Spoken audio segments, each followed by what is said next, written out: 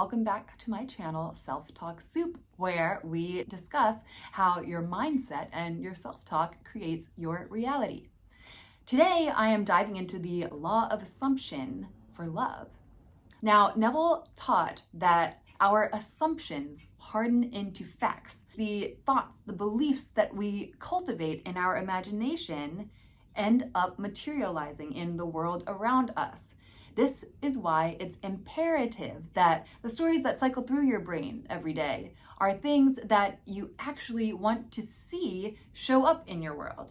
When it comes to using the law of assumption for love, the number one most important thing is not to let your mental energy dwell on the feeling of being lonely or the lack of a partner or love relationship. That's actually the opposite of what you want. Instead, you assume that your absolutely perfect, ideal lover is out there looking for you, on their way to find you, waiting to run into you at the coffee shop, the bookstore, at the gym, or swiping through all the apps to find you. The idea is that you do not need to be desperately looking under every rock or searching around every corner, frantically looking for your missing lover. Love can happen as easily as bumping into someone in the grocery store line. And this is the kind of playful, easy energy and assumption that we want to cultivate. This is something that we want to see. So, according to Neville, if you assume that it's done, your lover's out there, they are going to find you. It feels so good.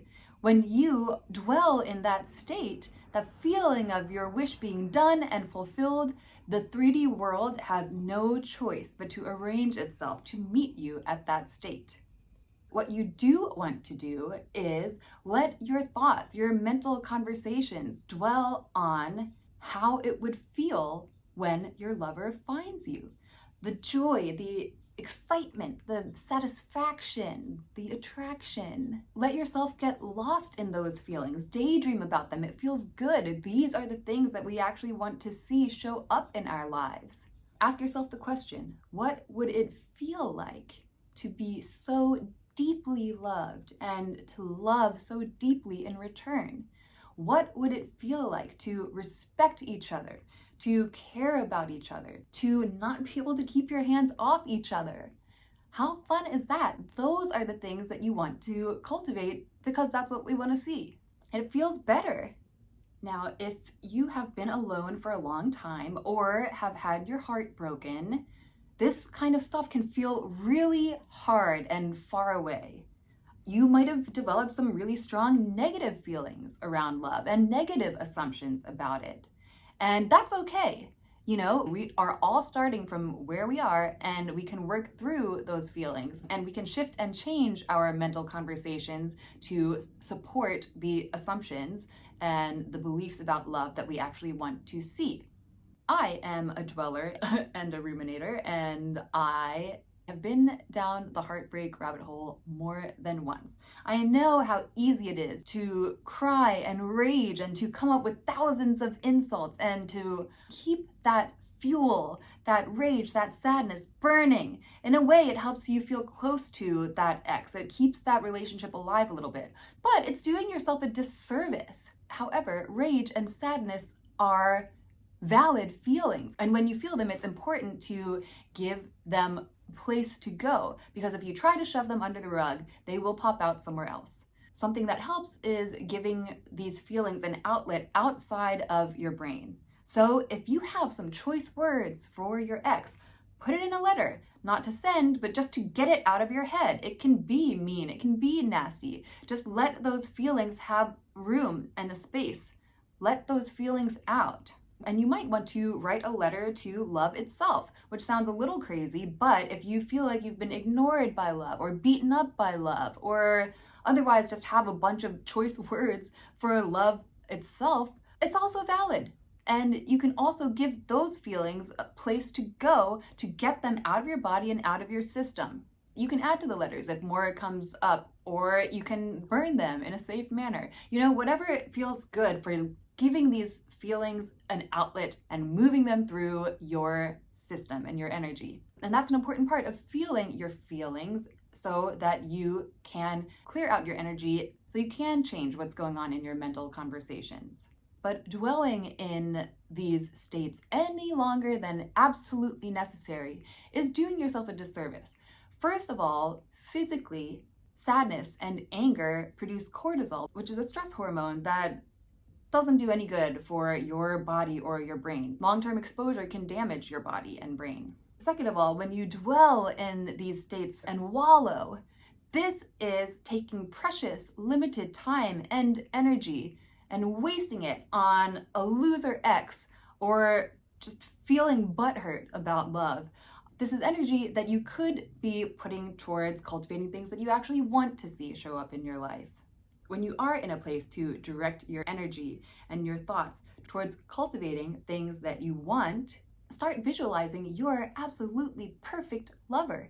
And this is your fantasy. This is your imagination. So you do not need to take any shortcuts. You do not need any caveats. Put down every single quality you want in a perfect lover. It could be physical. It could be emotional. Whatever it is, write it down. Again, something about giving a physical home to that feeling helps it move. This will be a list that we treasure and revisit and enjoy cultivating. So, every time you think of something else, add it to the list. It could be things like, they treat me with respect. They make me laugh. They have a cool sense of style. Or they don't give a fuck about fashion. Whatever feels good to you. Whatever you like. It could be, they love animals. Their friends love me. They're a short king. They're a tall queen. They're a great communicator. Every single quality that you want. Go micro, just get it out there and just keep it going. If you think of something else, jot it down. And going back to the law of assumption, assume it's done. Just like putting in an order at a restaurant, you have put your order into the universe and you are now just waiting for it to deliver it to you. In the knowing, the anticipation, the excitement of it coming, just like you're excited about your eggplant parmesan or whatever coming to the table and knowing that it will arrive, this is the same type of knowing that you have with your lover. Assume that it's done. You can get excited about that. You can feel joy and anticipation. Not only does this feel so much better than wallowing in heartbreak or loneliness, but it feeds the frequency that you want to see more of, that you want to inhabit. It makes it easier and feel more normal to inhabit that state desired, which, of course, according to Neville, means that the world will arrange itself to meet you at that state. When that frequency starts becoming normal and just a part of your everyday mental conversation, as Neville calls it, dwelling in the feeling of the wish fulfilled, means that the 3D world has no choice but to arrange itself so that your assumptions harden into fact or reality. There's no other option. That's how the law of assumption and living in the end work. What Neville calls a bridge of incidents will effortlessly show up for you. You don't have to stress or drive yourself crazy trying to force things to happen. The right actions will feel obvious and natural. Like, let's say you're supposed to go to the movies with a friend and they flake or they're sick or something and you still really want to see that movie. Well, go. Your lover could be sitting right next to you. Or maybe you feel compelled to go to work out at a different time or to a different class or location than normal. Go for it. Your perfect partner might be right in front of you there. And sure, if you feel inspired to browse through some apps, see who's out there, have some fun with it, go for it. It's the energy behind it. The idea is not doing things from a place of desperation or hunting. Just listen to your instincts and what actions feel exciting and inspiring and fun and playful, from the place of assuming that everything that you want is working out just right for you in perfect time. You've put in your order, it's done. That's it. It just becomes fun playing around with this kind of stuff in your imagination. And like when it happens in reality, sure, all the better. That's awesome. It's so weird and cool. Another Neville concept is really feeling with your senses in your imagination. What actual physical sensations will you feel when the wish is fulfilled? Like, for instance, you're holding their hand in your imagination. How big is it? How small is it? How warm is their skin, or how cold? What does their hair feel like? What does it smell like? What does their deodorant smell like? Their laundry detergent, their clothes? If that's weird for you, go with something else. What photos, what posters do you see on the wall in their bedroom? What does their bedspread look like? What does it feel like? How cozy is it snuggling under there together? Who's the big spoon? Who's the little spoon? Which side of the bed are you on? How does it feel hearing your best friend saying, "You are so lucky. You two are perfect together. You deserve all of this." Just giving all of these sensual details to your imaginative experience just gives the 3D world more fuel to go on and gives it an easier pathway to make your assumptions, what you're cultivating in your imagination, real for you. It's like, oh, okay, well, we'll just do that. And let me tell you, I've done some weird things in here, not like super creepy, but in my imagination. One instance is I thought of the feeling of massaging my partner's toes in a particular hot tub in a particular hotel in Miami. And sure enough, it happened. And when these things happen, there's a big part of you that's like, well, would this have happened anyway? Who knows? But the truth of the matter is, it was in my imagination and then it was in my hand. It's interesting, and it is fun to play with these things. Your imagination creates your reality, according to Neville. What you cultivate in your mind, your thoughts, the stories you tell, your beliefs will harden into fact. They materialize into reality.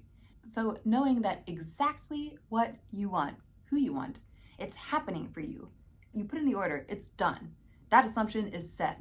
You're just sitting back, watching things unfold for you in perfect timing. When you dwell in that state, well, the world has no choice but to make it real. And that's how to use the law of assumption for love. If you liked this video, please do give it a like, or comment if some piece of it resonated with you, or if you're struggling with any part of it. And I will try my very best to help you shift your love assumptions. And if this kind of content is up your alley, then give me a follow, because there's more to come for sure.